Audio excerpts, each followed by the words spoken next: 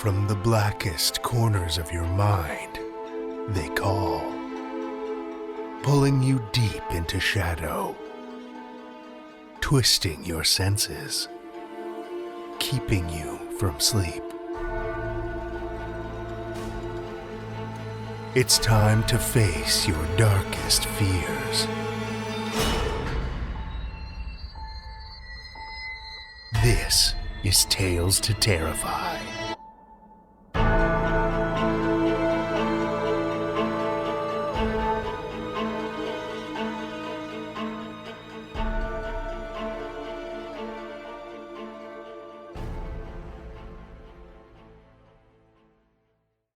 Good evening, children of the night, and happy April 1st.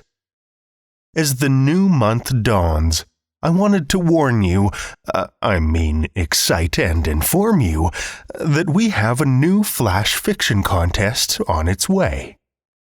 In order to provide as much advance notice as possible, I'll be putting the word out on the show throughout the month of April.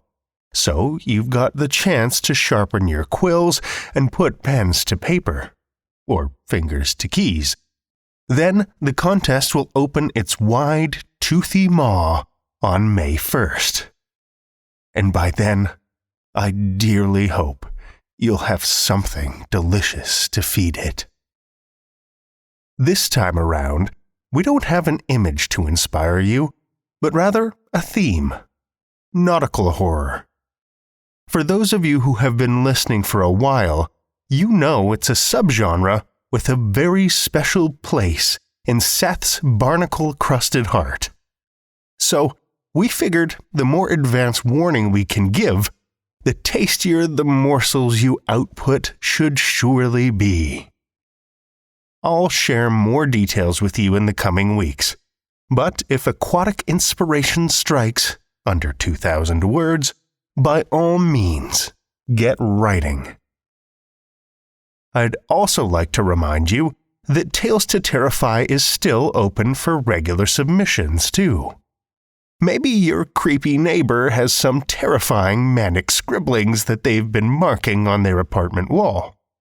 Perhaps your nearest and dearest loved ones have horrific tomes of their work hidden in the recesses of your ancestral family home. Heck, maybe you've even got some horrible stories of your own hidden away. We want them. In particular, we'd love to get our claws on more stories from diverse voices. Whether that means gender, culture, or whatever else, representing a wide range of voices in horror literature is something that's always been important to us.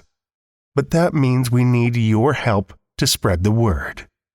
TalesToTerrify.com/submissions is where you can send any hapless victims, new additions, to our roster of talented authors. Our deepest, darkest thanks goes out this week to Susan Masick and Rhiannon. Thank you for feeding the darkness with your generosity and keeping our souls intact a while longer. We appreciate it so much. Patreon.com/Tales to Terrify, of course, is where you, if you're not already a member, can sign up. Speaking of our audio fiction obligations, though, I think it's time for us to fetch you a dark tale. We have one longer story for you this evening, which comes from K.J. Parker. Over the last 40 years, K.J. Parker, aka Tom Holt, has published over 60 novels, a dozen or so novellas, and a hatful of short stories. He won the World Fantasy Award 2 years running for Best Novella, but that was a long time ago. When not writing, he raises cows and pigs on a very small plot of land in the southwest of England, and makes things out of wood and metal. Children of the night, join me for K.J. Parker's A Rich Full Week, first published in Sword and Dark Magic, The New Sword and Sorcery 2010, as well as academic exercises, an anthology of short stories and novellas in 2014.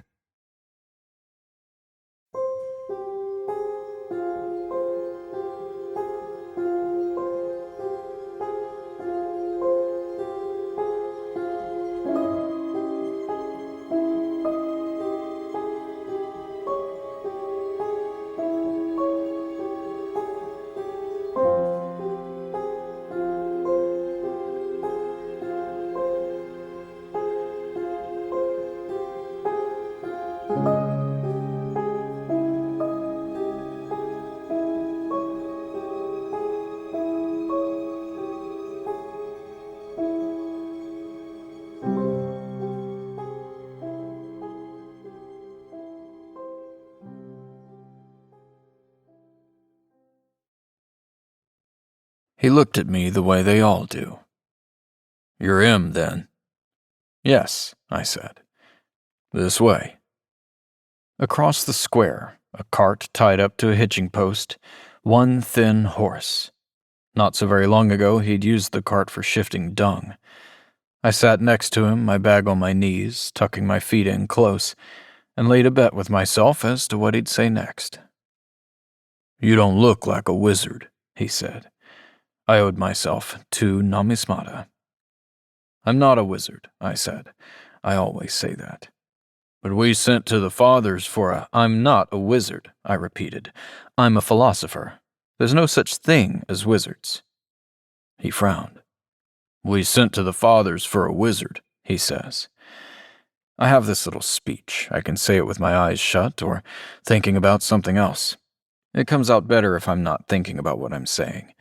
I tell them, we're not wizards, we don't do magic, there's no such thing as magic.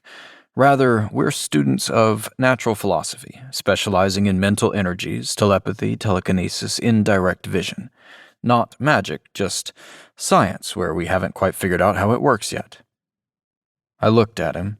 His hood and coat were homespun, that open, rather scratchy weave you get with moorland wool.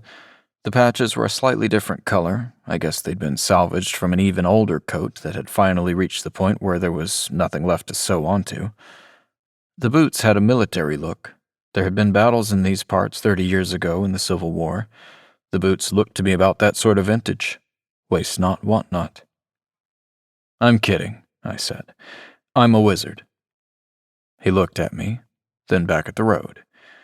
I hadn't risen in his estimation, but I hadn't sunk any lower, probably because that wasn't possible. I waited for him to broach the subject. By my estimation, 3 miles out of town, I said, "So, tell me what's been happening." He had big hands, too big for his wrists, which looked like bones painted color. "The brother wrote you a letter," he said. "Yes," I replied brightly, "but I want you to tell me." The silence that followed was thought rather than rudeness or sulking. Then he said, "No good asking me. I don't know about that stuff." They never want to talk to me. I have to conclude that it's my fault. I've tried all sorts of different approaches. I've tried being friendly, which gets you nowhere.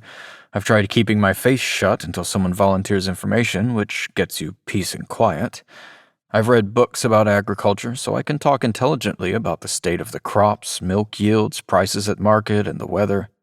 When I do that, of course, I end up talking to myself. Actually, I have no problem talking to myself. In the country, it's the only way I ever get an intelligent conversation. "The dead man," I prompted him. I never say the deceased. He shrugged. "Died about 3 months ago. Never had any bother till just after lambing." "I see. And then?" "It was sheep to begin with," he said. "The old ram with its neck broke. And then 4 ewes. They all reckoned it was wolves, but I said to them, wolves don't break necks. It was something with hands did that." I nodded. I knew all this. "And then?" "More sheep," he said. "And the dog. And then an old man used to go round all the farms selling stuff, buttons and needles and things he made out of old bones. And when we found him, we reckoned we'd best tell the boss up at the Grange. And he sent down 2 of his men to look out at night, and then the same thing happened to them. I said, "That's no wolf. Knew all along, see? Seen it before." That hadn't been in the letter. "Is that right?" I said. "When I was a kid," the man said, and now I knew the problem would be getting him to shut up. "Same thing, exactly. Sheep, then travelers, then 3 of the Duke's men. My granddad, he knew what it was, but they wouldn't listen. He knew a lot of stuff, Granddad." "What happened?" I asked. "Him and me and my cousin from out over, we got a couple of shovels and a pick and an axe, and we went and dug up this old boy who died. He was all swelled up like he got the gout all over, and he was purple like a grape. So we cut off his head and shoveled all the dirt back, and we dropped the head down an old well, and that was the end of that. No more bother. Didn't say what we'd done, mind. The brother wouldn't have liked it. Funny bugger he was." "Well," I thought. "You did the right thing," I said. "Your grandfather was a clever man, obviously." "That's right," he said. "He knew a lot of stuff." I was doing my mental arithmetic. When I was a kid, so anything from 55 to 60 years ago, rather a long interval, but not unheard of. I was about to ask if anything like it had happened before then, but I figured it out just in time. If wise old grandfather had known exactly what to do, it stood to reason he'd learned it the old-fashioned way, watching or helping, quite possibly more than once. "The man who died," I said. "Him." A cartload of significance crammed into that word. "Off-comer," he explained. "Ah," I said. "School teacher, he called himself," he went on. "Dunno about that. Him and the brother, they tried to get a school going to teach the boys their letters and figuring and all. But I told them, waste of a time in these parts. You can't spare a boy in summer, and winter it's too dark and cold to be walking 5 miles there and 5 miles back, just to learn stuff out of a book. And they wanted paying 2 pence twice a year. People round here can't afford that for a parcel of old nonsense." I thought of my own childhood and said nothing. "Where did he come from?" "Down south." Well, of course he did. I said to him, "You're a long way from home." He didn't deny it, said it was his calling, whatever that's supposed to mean. It was dark by the time we reached the farm. It was exactly what I'd been expecting, long and low with turf eaves a foot off the ground, turf walls over a light timber frame. No trees this high up, so lumber had to come up the coast on a big shallow draft freighter as far as Holy Trinity, then road haulage the rest of the way. I spent the first 15 years of my life sleeping under turf, and I still get nightmares. Mercifully, the brother was there waiting for me. He was younger than I'd anticipated. You always think of village brothers as craggy old fat men, or thin and brittle like dried twigs with a papery bark. Brother Storatius couldn't have been much over 30. A tall, broad-shouldered man with an almost perfectly square head, hair cropped short like winter pasture, and pale blue eyes. Even without the habit, nobody could have taken him for a farmer.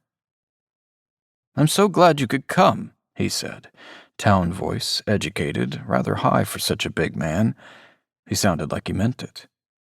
"Such a very long way. I hope the journey wasn't too dreadful." I wondered what he'd done wrong to have ended up here. "Thank you for your letter," I said.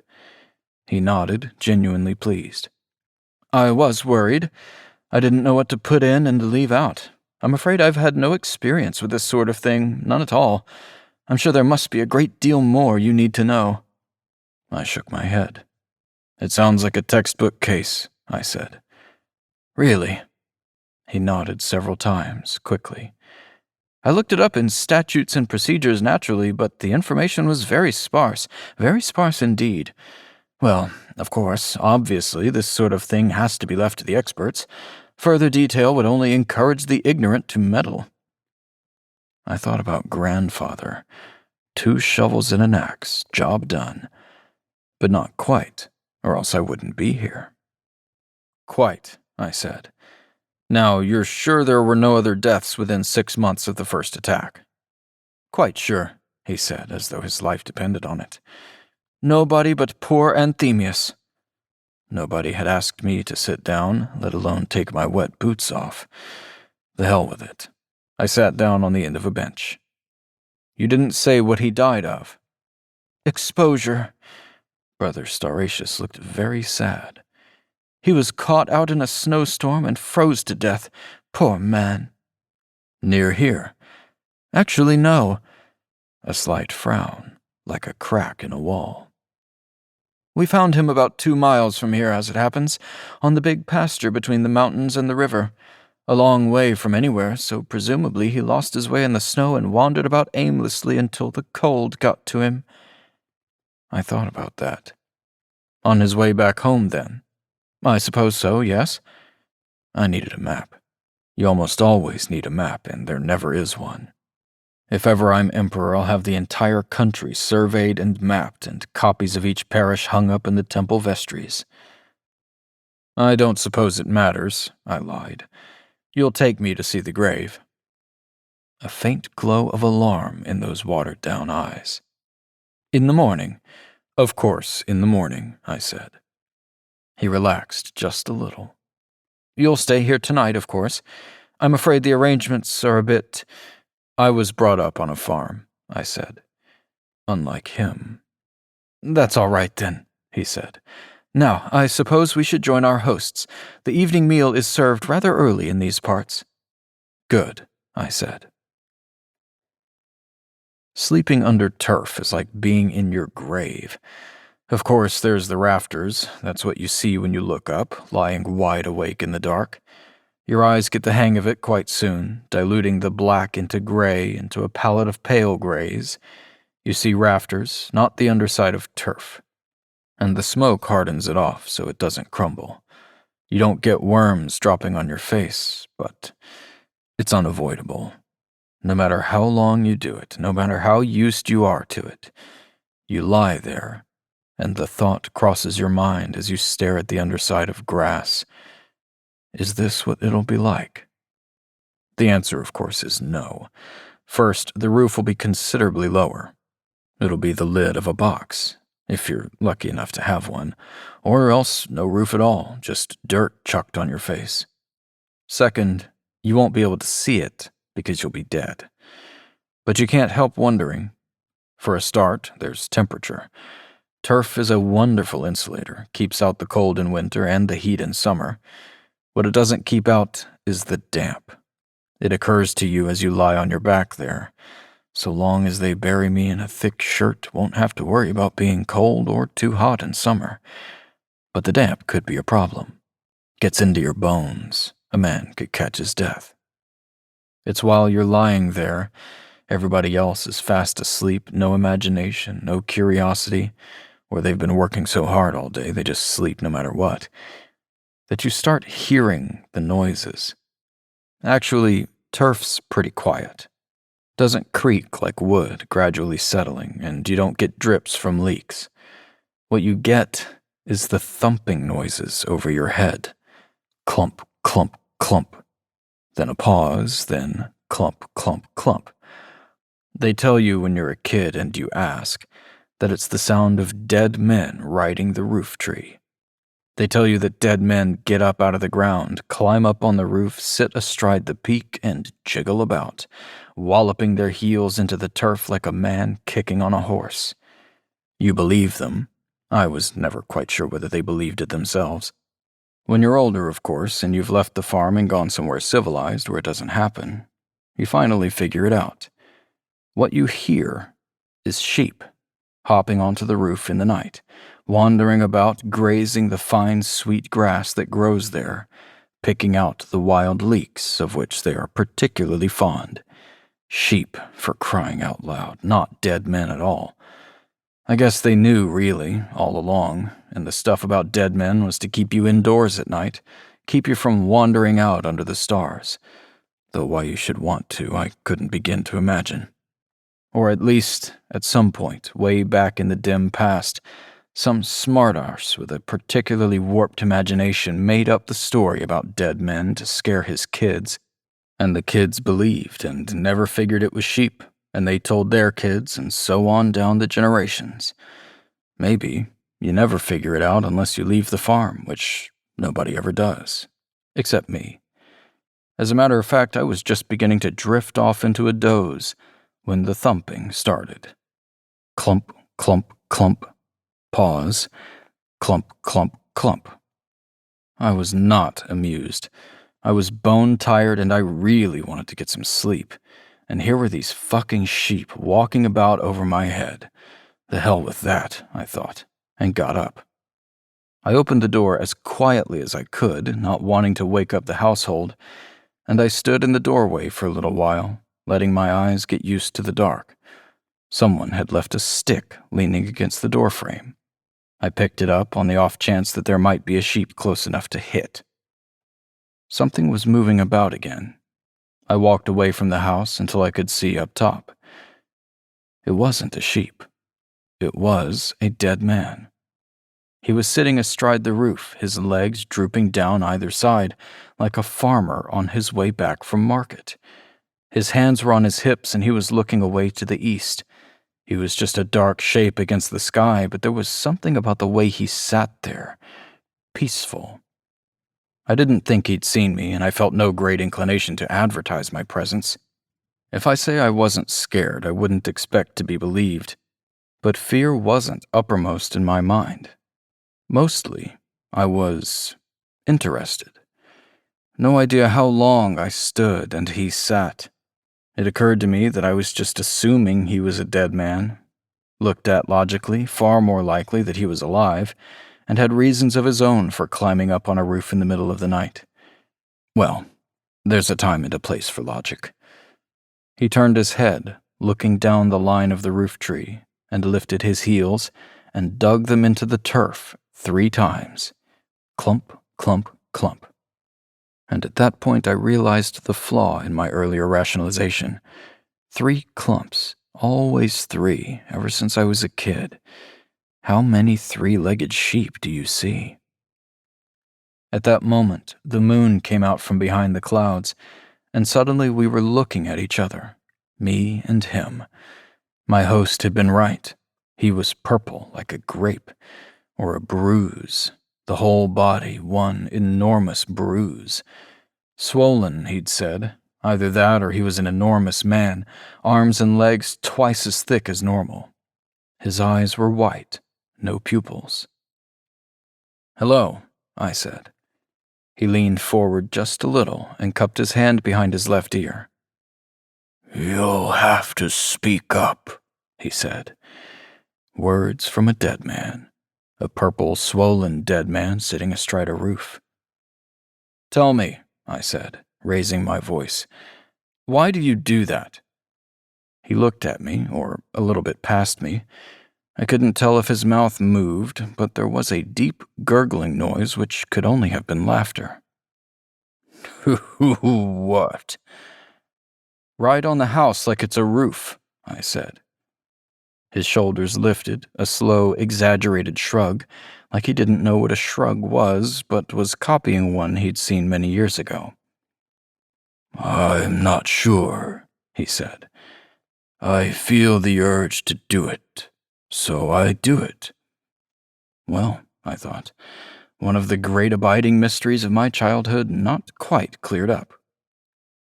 "Are you Anthemius?" I asked. "The schoolmaster?" Again the laugh. "That's a very good question," he said. "Tell you what," he went on. "Come up here and sit with me and we can talk without yelling." In the moonlight, I could make out the huge hands with their monstrous overripe fingers. How tight the skin would have to be, with all that pressure against it from the inside. Breaking a neck would be like snapping a pear off a tree. "Let me rephrase that," I said. "Were you Anthemius when you were—" "Yes," he said, speaking quickly to cut off a word he didn't want to hear. "I think I was Thank you," he added. "I've been trying to remember. It's been on the tip of my tongue, but somehow I can't seem to think of any names." The approved procedure for coping with the restless dead is essentially what Grandfather did, though of course we make rather more of a fuss about it. The approved procedure should, of course, be carried out in daylight. Noon is recommended. Should you chance to encounter a specimen during the night, there are 2 courses of action, both recommended rather than approved. 1, you draw your sword and cut its head off. 2, you challenge it to the riddle game and keep it talking all night until dawn comes up unexpectedly and strands it like a beached whale in the cruel light. Commentary on that: I'm not a man of action. I don't vault onto roofs. I don't carry weapons. One of the reasons I left the farm in the first place was I have trouble lifting even moderate loads. So much for option 1. And as for option 2, also, I was curious, interested. "What happened to you?" I said. "I'm not really sure," he replied, and the voice was starting to sound like a man's voice. My ears were getting the hang of it the way my eyes had got used to the dark. "I know I was out in the snow and I'd lost my way. I got terribly cold so that every bit of me hurt. Then the pain started to ease up and I sort of fell asleep." "You died," I said. He didn't like me saying that, but I guess he forgave me.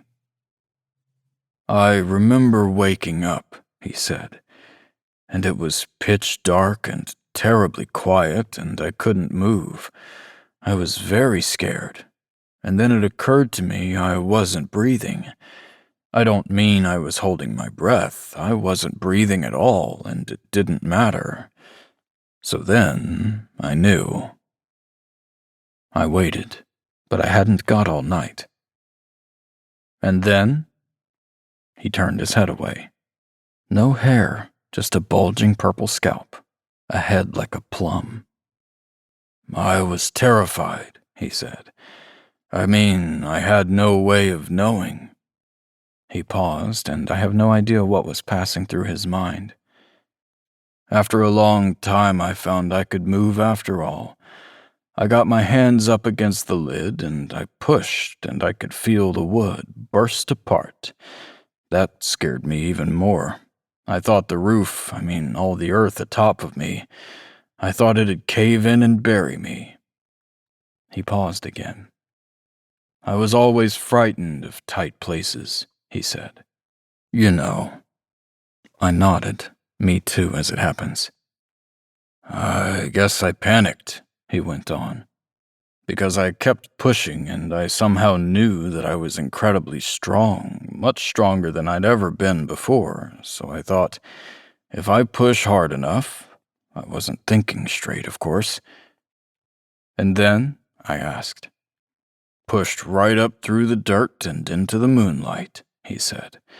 "Amazing feeling. The first thing I wanted to do was run to the nearest farm and tell them, 'Look, I'm not dead after all.'" He stopped.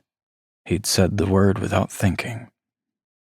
"But then I thought about it, and I still wasn't breathing, and I couldn't actually feel anything.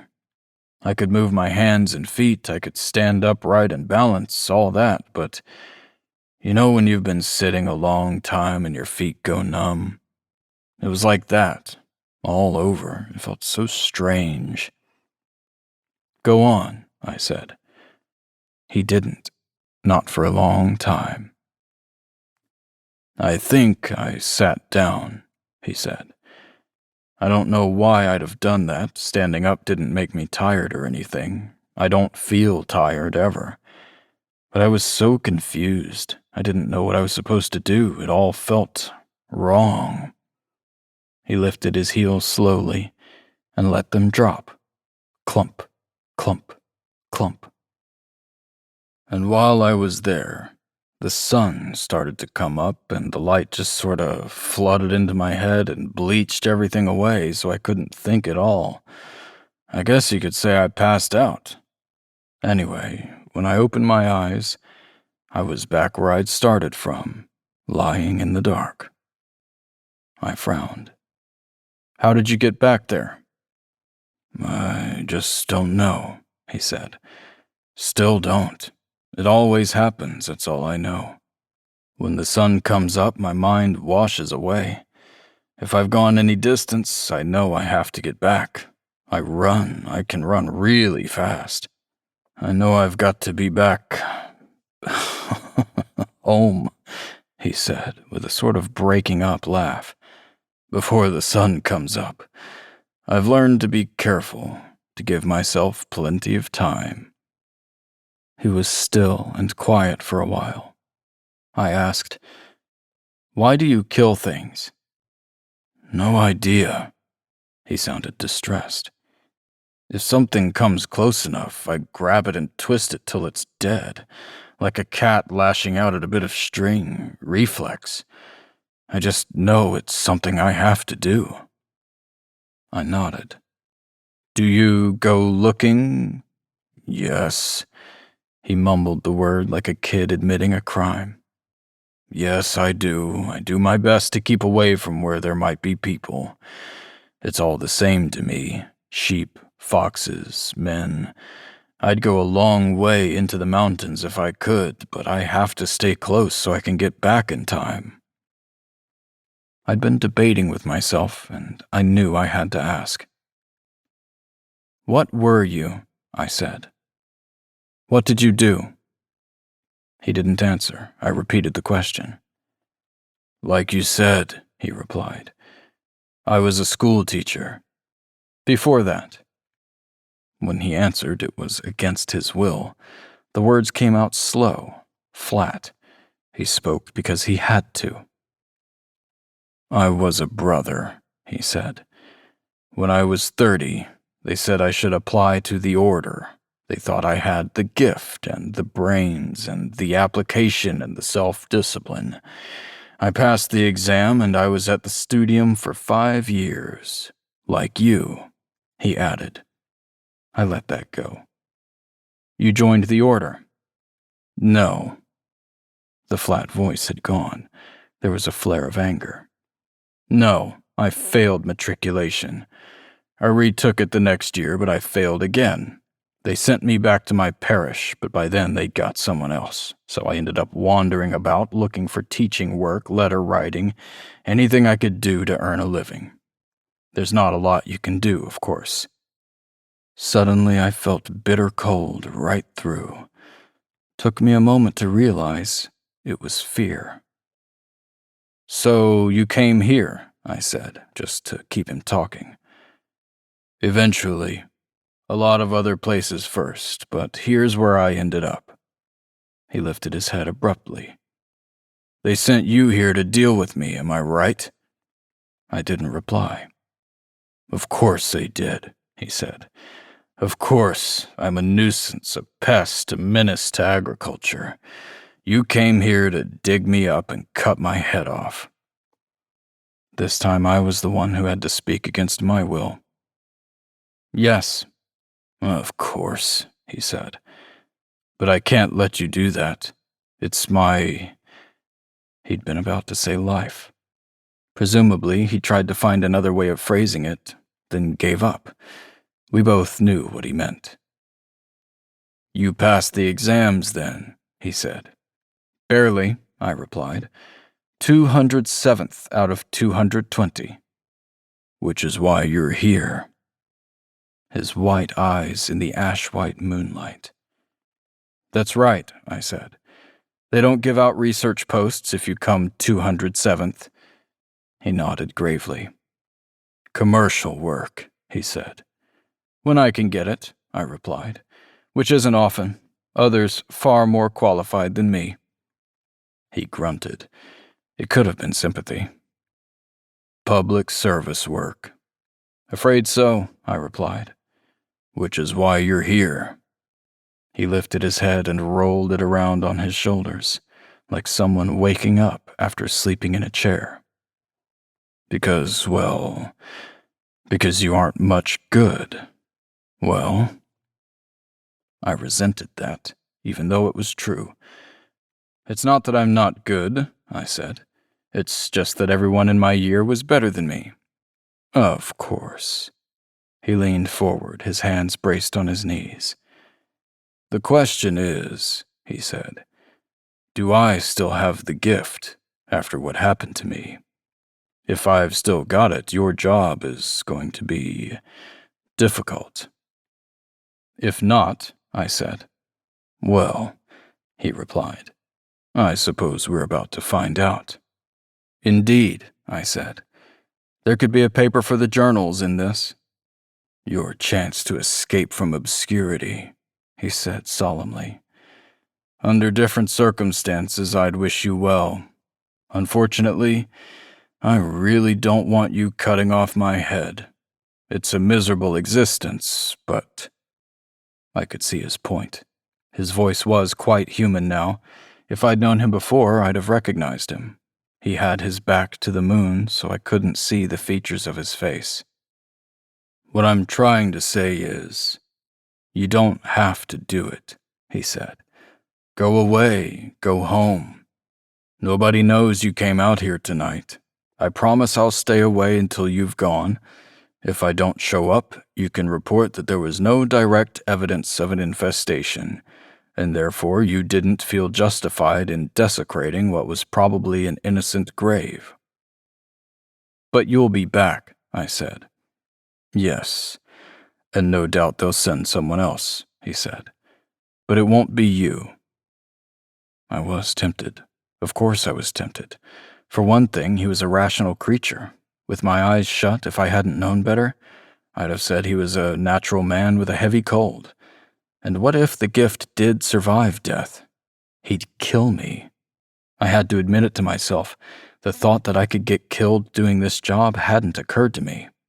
I'd anticipated a quick, grisly hour's work in broad daylight. No risk.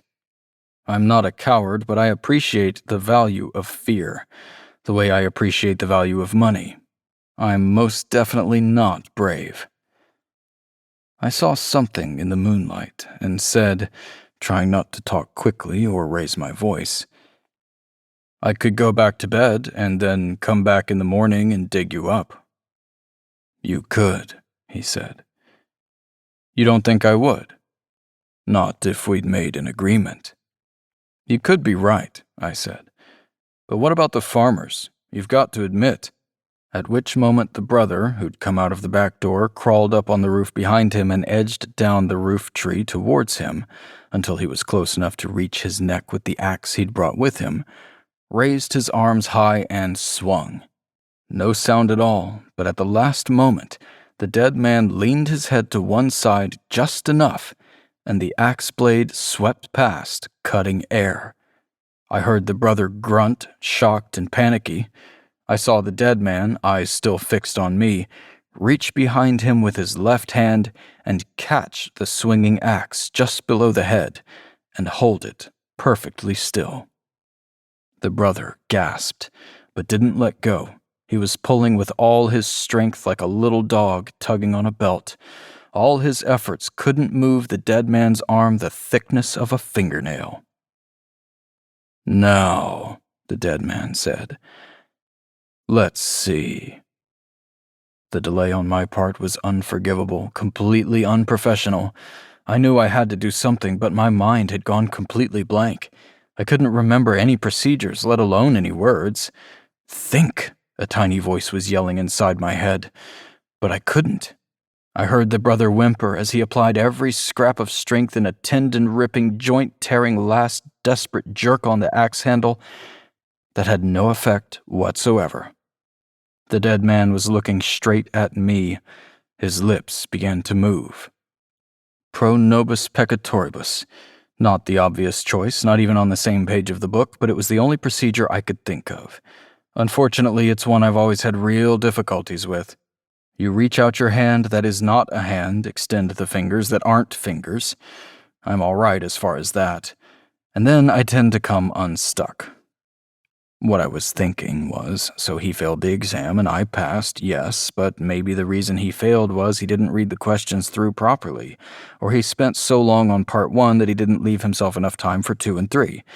Maybe he's really good, just unlucky in exams. I was mumbling, Sol invicte ora pro nobis peccatoribus in die periculi. Of course, there's a school of thought that says the magic words have no real effect whatsoever. They're just a way of concentrating the mind. I tend to agree. Why should an archaic prayer in a dead language to a god nobody's believed in for 600 years have any effect on anything at all? Ora pro nobis peccatoribus, I repeated urgently. Nobis peccatoribus in die periculi. It worked. It can't have been the words, of course, but it felt like it was the words. I was in, I was through, I was inside his head. There was nothing there. Believe me, it's true, nothing at all. Like walking into a house where someone's died and the family have been in and cleared out all the furniture. Nothing there, because I was inside the head of a dead man, albeit a dead man who was looking at me reproachfully out of blank white eyes while holding an axe absolutely still. Fine, all the easier if it's empty. I looked for the controls. You have to visualize them, of course. I see them as the hand wheels of a lathe. It's because I had a holiday job in a foundry in second year. I don't know how to use a lathe. What I mostly did was sweep up piles of swarf off the floor. Here is the hand wheel that controls the arms. I reached out with the hand that is not a hand, grabbed it, and tried to turn it. Stuck. I tried harder. Stuck. I tried really hard, and the bloody thing came away in my hand. It's not supposed to do that.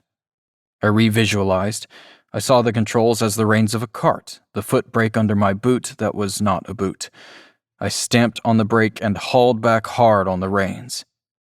I haven't got round to writing that paper for the journal, so here it is for the first time anywhere. The gift does not survive death. Nothing survives. The room was empty, and the hand wheel only broke off because I'm clumsy and cack-handed, the sort of person who trips over cats and breaks the nibs of pens by pressing too hard. I heard the brother gasp as he jerked the axe out of the dead man's grip. The dead man didn't move. His eyes were still fixed on mine right up to the moment when the axe shore through his neck and his head wobbled and fell, bounced off his knee, and tumbled off the roof into the short grass below. The body didn't move. I know why. It took 10 of us with an improvised crane made of 12-foot, 3-inch fir poles to get the body down off the roof. It must have weighed half a ton. The head alone was 200 weight. 2 men couldn't lift it. They had to use levers to roll it along the ground. There was no blood, but the neck started to ooze a milky white juice that smelt worse than anything you could possibly imagine. We burned the body. We drenched it in pine pitch, and it caught quite easily and burnt down to nothing, not even any recognizable bits of bone. The white juice flared up like oil. They rolled the head over to the slurry pond and pitched it in. It went down with a gurgle and a burp. I heard you talking to it, the brother told me. For some reason the word it offended me. I guess you were using a variation on the riddle game to keep it distracted till the sun came up. Something like that, I said. He nodded. I shouldn't have interfered, I'm sorry, he said. You had the situation under control and I could have ruined everything. That's all right, I said. He smiled as if to say it wasn't all right, but thanks for forgiving me. I guess I panicked, he said. Then he frowned. No, I didn't. I saw a chance of getting in on the act. It was stupid and selfish of me. You'll have to write the prebendary. I don't see why, I said mildly. The way I see it, your actions were open to several different interpretations. I choose to interpret them as courage and resourcefulness. I could put that in a letter if you like. Would you? In his face, I saw all the desperation and cruelty of sudden, unexpected hope. You mean seriously? Of course, I said. That'd be... He stopped. He couldn't think of a big enough word. "You've got no idea what it's like," he said, all in a rush, like diarrhea. "Being stuck here in this miserable place with these appalling people. If I can't get back to a town, I swear I'll go mad. And it's so cold in winter. I hate the cold." "You can sleep in the coach," Father Pryor said when I tried to make a fuss about the timetable.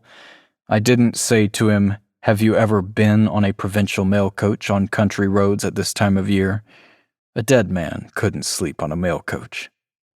I slept nearly all the way, on account, I guess, of not having had much sleep the night before.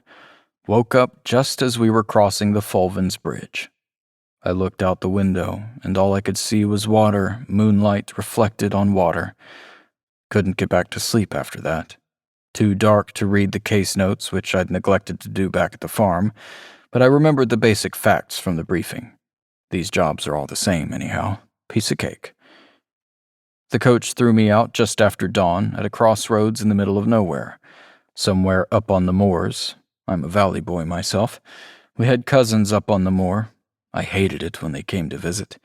The old man was deaf as a post, and the three boys, mid to late 30s, but they were always the boys, just sat there, not saying a word. The mother died young, and I can't say I blame her. They were supposed to be meeting the coach, but there was no one there. I stood for a while, then I sat on my bag, then I sat on the ground, which was damp. I heard an owl and a fox, or at least I hope it was a fox. If not, it was something we never got around to covering in third year, and I'm very glad I didn't see it. They arrived eventually, in a little dog cart thing, an old man driving, a younger man, and the brother, one small pony, furry like a bear. The brother did the talking, for which I was quite grateful. He was one of the better sort of country brothers, short man somewhere between 50 and 60, a distinct burr to his voice, but he spoke clearly and used proper words. The boy was the younger man's son, the older man's grandson. He'd been fooling around in a big oak tree, slipped, fell, broke an arm, and a hideous bash on the head. He hadn't come round, and it had been a week now. They had to prise his mouth open with the back of a horn spoon to get food and water in. He swallowed all right, but that was all he did. You could stick a needle in his foot half an inch, and he wouldn't even twitch. The swelling on the back of his head had gone down. The brother disclaimed any medical knowledge, but he was lying. And they'd set the arm and splinted it, for what that was worth. I thought, better than killing the restless dead. One of my best subjects at the studium, though of course we did all our practicals on conscious minds with a father sitting a few feet away watching like a hawk. I'd done one about 18 months earlier, and it went off just fine. In, found her, straight out again. She followed me like a dog. I'd been relieved when Father Pryor told me. It could have been something awkward and fiddly like auspices, or horrible and scary like a possession. Just in case, I'd brought the book. I'd meant to mug up the relevant chapter, either at the farm or on the coach, but I hadn't gotten round to it. Anyway, it had to be better than that empty place. It was quite a big house for a hill farm, sitting in the well of a valley with a dense copper beech hedge on all four sides as a windbreak. Just the 5 of them in the house, the brother said. Grandfather, father, mother, the boy, and a hired man who slept in the hayloft. The boy was 9 years old. The brother told me his name, but I'm hopeless with names.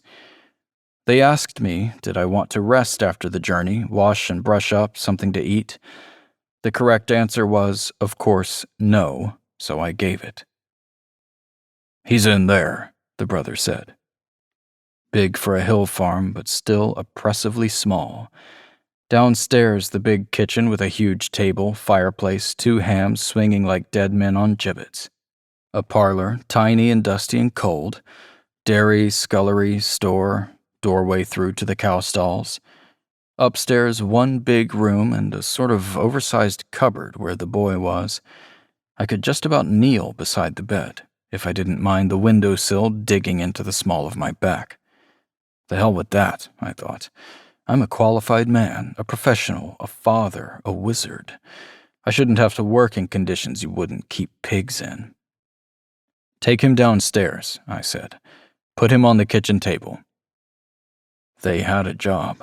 The stairs in that house were like a bell tower, tightly coiled and cramped. Father and grandfather did the heavy lifting while I watched. It's an odd thing about me. Sometimes the more compassion is called for, the less I'm capable of feeling it. I offer no explanation or excuse.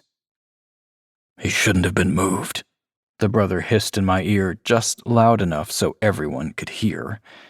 "In his condition." "Yes, thank you," I said in my best arrogant city bastard voice.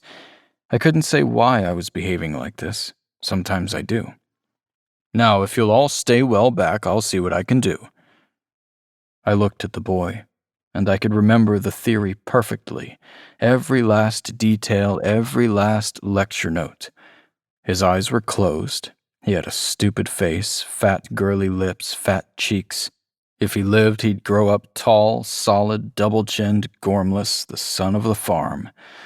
Pork fat and home-brewed beer. He'd be spherical by the time he was 40, strong enough to wrestle a bullock to its knees. Slow and tireless, infuriatingly calm, a man of few words. Respected at market, shrewd and fat, his bald patch hidden under a hat that would never come off, probably not even in bed. A solid, productive life which it was my duty to save. Lucky me. Theory. Theory is your lifeline, they used to tell me. Your driftwood in a shipwreck. I reminded myself of the basic propositions. To recover a lost mind, first make an entrance. This is usually done by visualizing yourself as a penetrating object, a drill bit, a woodpecker's beak, a maggot. The drill bit works for me, though for some reason I tend to be a carpenter's auger wound in with a brace. I go in through the spiral flakes of waste bone thrown clear by the wide grooves of the cutter. I assume it's from some childhood memory watching Granddad at work in the barn. You're not really supposed to use personal memories, but it's easier for someone with my limited imagination. Once you're in, first ward immediately, because you never know what might be waiting for you in there. I raised first ward as soon as I felt myself go through. I use scutum fidei, visualize a shield. Mine's round with a hole in it at 12 o'clock so I can see what's going on. I peered through the hole. No nasty creatures with dripping fangs crouched to pounce, which was nice. Count to 10, and lower the shield slowly. I looked around. This is the crucial bit. You mustn't rush. How long it takes depends on the strength of your gift, so, naturally, I take ages. The light gradually increases. First things first, get your bearings. Orientate yourself, taking special care to get a fix on the point you came in by. Well, obviously, if you lose your entry point, you're stuck. In someone else's head forever. You really don't want that. I lined up the corners of a ceiling, drawing diagonal lines and fixing on their point of origin, measuring the angles with my imaginary protractor. It's brass with numbers in Gothic italic. 105.75. Repeat the numbers 4 times out loud to make sure they're loaded into memory. Fine. Now I know where I am and how to get out again. 105.75. Now then, let the dog see the rabbit. I was in a room. It's nearly always an interior with kids. Practically guaranteed it's their bedroom or the room they sleep in, depending on social class and domestic arrangements. In all relevant essentials, it was the room upstairs I had carried him down from. Excellent. Nice and small, not many places to hide anything. So much easier when you're dealing with the subject of limited intelligence. I visualized a body for myself. I tend not to be me. With children, it's usually best to be a nice lady, the kid's mother if possible. I'm not good enough to do specific people, and I have real problems being women, so I was a nice old man instead. "Hello," I said. "Where are you?" Don't worry if they don't answer. Sometimes they do, sometimes they don't. I walked round the bed, knelt down, looked under it. There was a cupboard, one of those triangular jobs wedged in a corner. I opened that. For some reason, it was full of the skins and bones of dead animals. None of my business. I closed it. I pulled the covers off the bed and lifted the pillow.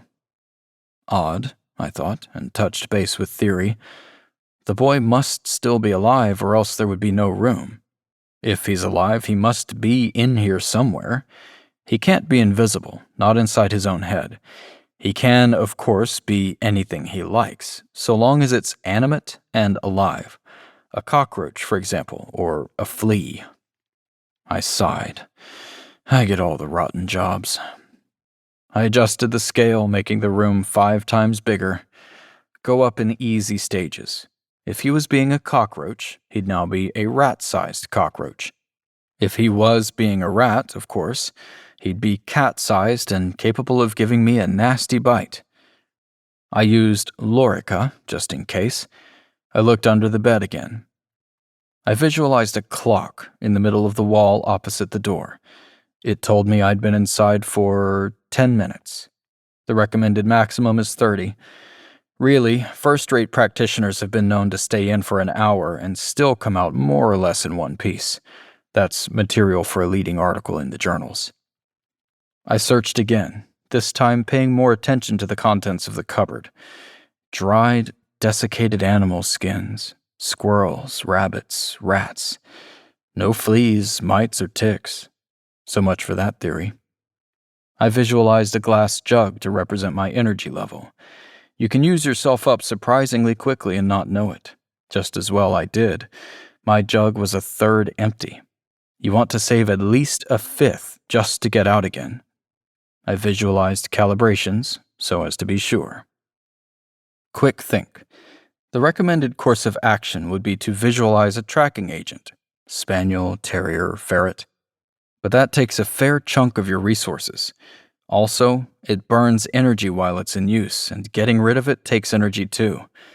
I drew a distinct red line on my measuring jug and a blue line just above it. The alternative to a tracker is to increase the scale further. 20 times, say, in which case your cockroach will be a wolf-sized monster that could jump you and bite your head off. I was still running Lorica, but any effective ward burns energy.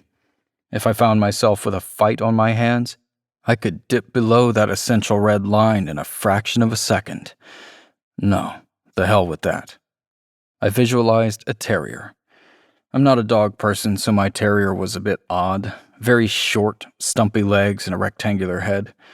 Still, it went at it with great enthusiasm, wagging its imaginary tail and making little yapping noises. All around the room, nose into everything. Then, it sat on the floor and looked at me, as if to say, "Well?" Not looking good. My jug was half empty.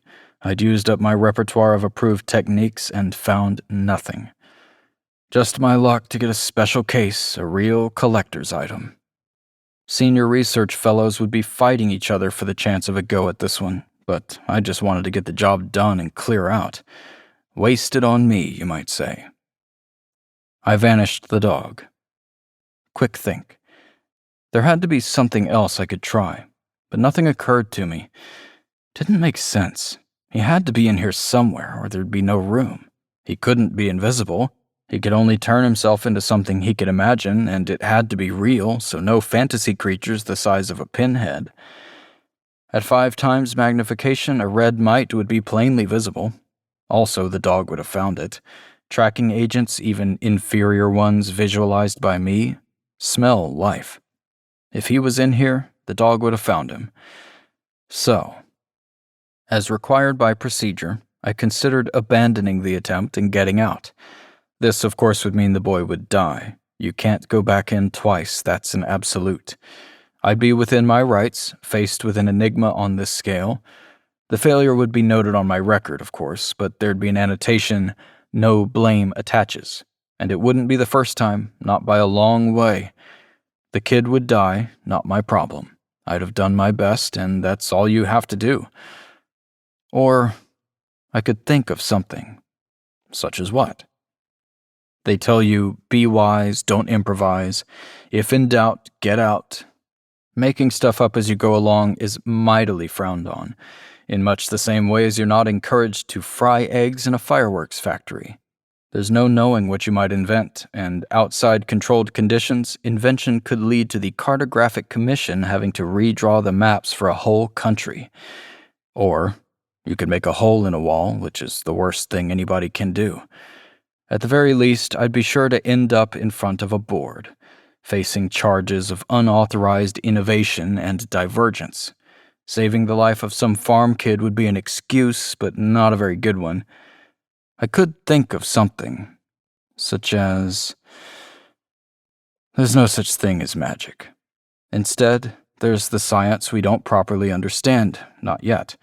There are effects that work, and we have no idea why. One of these is spes aeternitatis, a wretchedly inconsistent, entirely inexplicable conjuring trick that no self-respecting father would condescend to use. That's because they can't get it to work reliably. I can. Spes aeternitatis is an appearances adjuster. You can use it to find hidden objects, or translate lies, or tell if a slice of cake or a glass of wine's got poison in it. I do it by visualizing everything that's wrong in light blue. It's a tiny little scrap of talent that I've got, and practically everybody else hasn't. It's like being double-jointed or wiggling your nostrils like a rabbit. I closed my eyes and opened them again, and saw a light blue room. Everything light blue. Everything false. Oh, I thought. Then 105, 75, and I started lining up the diagonals for my escape. But that wasn't to be, unfortunately. The room blurred and reappeared, and it was all different. It was my room, the room I slept in until I was 15 years old. He was sitting on the end of the bed, a slight man, almost completely bald, with a small nose and a soft chin, small hands, short, thin legs. I'd put him at about 50 years old. His skin was purple, like a grape. "You were wrong," he said, looking up at me. "The talent survives death." "That's interesting," I said. "How did you get in here?" He smiled. "You practically invited me in," he said. "When I heard that fool behind me with the axe, I looked at you. You felt sorry for me. You thought, is he not a man and a brother, or words to that effect? I used Stilicho's transport, and here I am." I nodded. "I should have put up wards." "You should. Careless. Attention to detail isn't your strongest suit." "The boy," I said. He shrugged. "In there somewhere, I dare say. But we aren't in his head. We're in yours. I've made myself at home, as you can see." I looked round quickly. The apple box with the bottom knocked out, where I used to keep my books. It was where it should be, but the books were different. They were new and beautifully bound in tooled calf, and the alphabet their titles were written in was strange to me. "My memories," I said. He waved his hand. "Well rid of them," he said. "Misery and failure, a life wasted, a talent dissipated. You're better off."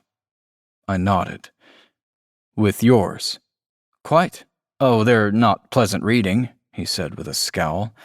"Bitter, angry, memories of bigotry and spite, relentless bad luck, a life of constant setbacks and reverses, a talent misunderstood. You'll see that I failed the exam the second time because, sitting there in grade school, I suddenly hit on a much better way of achieving unam sanctam, quicker, safer, ruthlessly efficient. I tried it out as soon as the exam was over, and it worked. But I got no marks, so they failed me. I ask you, where's the sense in that?" "You failed the retake," I said. "What about the first time?" He laughed. "I had the flu," he said. "I was practically delirious, could barely remember my name. Would they listen? No. Rules. You see what I mean. Bad luck and spite at every turn." I nodded. "What happens to me?" He looked at me. "You'll be better off," he repeated. "I'll stop existing. I'll be dead." "Not physically," he said mildly. "Your body, my mind, your fully qualified licensed practitioner's body, and a mind that saw how to improve unang sanctam in a half-second flash of intuition." It says a lot about my self-esteem that I actually considered it, though not for very long. Half a second, maybe. "What happens now?" I asked. "Do we fight, or—" He shrugged. "If you like," he said, and extended his arm. It was 10 feet long, thick as a gatepost. He gripped my throat like a man holding a mouse and crushed me. I guess I was about 70% dead when I remembered. I know what to do. I drew a rather shaky second ward. He closed his fingers on thin air, and I was standing beside him. He swung round, roaring like a bull. He had a bull's horn sticking out of his forehead. I tried second ward again, but he got there before I did, grabbed my head, and smashed my face into the wall. Just in time, I remembered, there is no pain. I used small mercies, softening the wall into felt, and slipped through his fingers. I was smoke. I hung above him in a cloud. He laughed and fetched me back with vis mentis. The back of my head hit the floor, which gave way like a mattress. I became a spear and buried myself in his chest. He used second ward and was on the other side of the room. "You fight like a first year," he said, which was true. I clenched my mind like a fist, the walls closing in on him, squashing him like a spider under a boot. I felt him like a nail right through the soul. Back to first ward, and we stood glowering at each other in opposite corners of the room. "You can't beat me," he said. "I'll wear you down and you'll simply fade away. Face it, what the hell have you got to live for?" Valid point. "All right then," I said. His eyes opened wide. "I win?" "You win," I said. He was pleased, very pleased.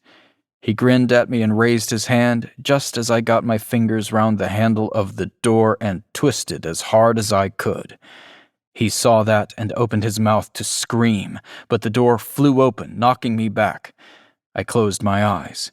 The door was, of course, the intersection of two lines drawn diagonally across the room, at 105 and 75 degrees precisely. I opened my eyes. He was gone. I was in the boy's room, the room upstairs. The boy was sitting on the floor, legs crossed, hands under his chin. He looked up at me. "Well, come on," I snapped at him. "I haven't got all day." They were pathetically grateful. Mother in floods of tears, father clinging to my arm. "How can we ever thank you? It's a miracle you're a miracle worker." I wasn't in the mood. The boy, lying on the kitchen table under a pile of blankets, looked up at me and frowned, as though something about me wasn't quite right. A quiet, analytical stare. It bothered the hell out of me. I refused food and drink and made father get out the pony and trap and take me to the crossroads. But the mail wouldn't be arriving for 6 hours, he objected. "It's cold and dark, you'll catch your death." I didn't feel cold. At the crossroads, huddling under the smelly old hat father insisted on giving me, I tried to search my mind to see if he'd really gone. There was, of course, no way he could have survived. I opened the door. Rule 1, never open the door. And he'd been sucked out of my head into the open, where there was no talented mind to receive him. Even if he was as strong as he'd claimed to be, there was no way he could have lasted more than 3 seconds before he broke up and dissipated into the air. There was absolutely nothing he could have done, no way he could have survived. The coach arrived.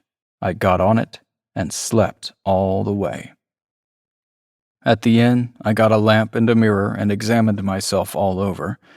Just when I thought I was all clear, I found a patch of purple skin about the size of a crab apple on the calf of my left leg. I told myself it was just a bruise. That was a year ago. It's still there. The rest of the round was just straightforward stuff. A possession, a small rift, a couple of incursions, which I sealed with a strong closure and duly reported when I got back. Since then, I've volunteered for a screening, been to see a couple of counselors, bought a pair of full-length mirrors, and I've been promoted. Field officer, superior grade. They're quite pleased with me, and no wonder. I seem to be getting better at the job all the time, and I'm writing a paper, would you believe? Modifications to Unam Sanctam. Quicker, safer, much more efficient. So blindingly obvious, I'm surprised no one's ever thought of it before. Father Prior is surprised, but pleased. I don't know what's got into you, he said.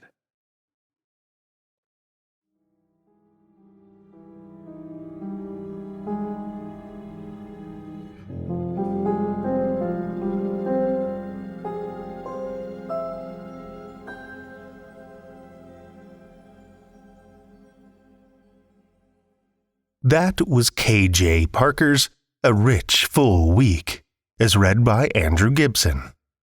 Andrew was pulled feet first from the swamps of South Louisiana, kicking and screaming. He remains mostly as such to this day. You can find his work on Audible under Andrew Gibson, or, for the more romantically inclined, Blake Lockhart. You can also catch him streaming his recording sessions live in the Narrator Nook and the Haven Discord servers, links to which you can find in the show notes. Thank you, Andrew.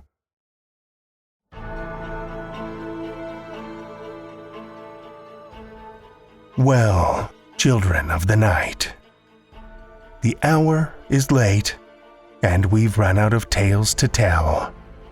For now. Tales to Terrify is made possible by the tremendous generosity of our supporters on Patreon and PayPal. Incredible fans like Kathy Robinson and Amanda Gottfried, whose generous support helps keep the lights on and flickering ominously. Not a supporter already? Head over to patreon.com/Tales to Terrify, where you'll find all kinds of perks like ad-free and extended episodes, bonus content, and one-of-a-kind collectibles and merch packs. Every dollar goes back into this show to make it as horrific as possible, and we appreciate it so much. Want another way to support the show that doesn't cost a cent? Head over to Stitcher, Podchaser, or Apple Podcasts and leave us a 5-star review. You'll not only put an unnaturally wide smile on our faces, but help new listeners discover our terrifying tales, too. Now you can share your love of the show out in the world with some Tales to Terrify merch. TalesToTerrify.com/merch will take you to our TeePublic store, where we've got a great collection of creepy custom and curated designs that's always growing, so check back often. Tales to Terrify is produced by Seth Williams, Meredith Morgenstern, Andrew Gibson, and myself, Drew Sebastini, with original theme by Nebulous Entertainment. Tales to Terrify is distributed under a Creative Commons Attribution, Non-Commercial, No Derivatives license.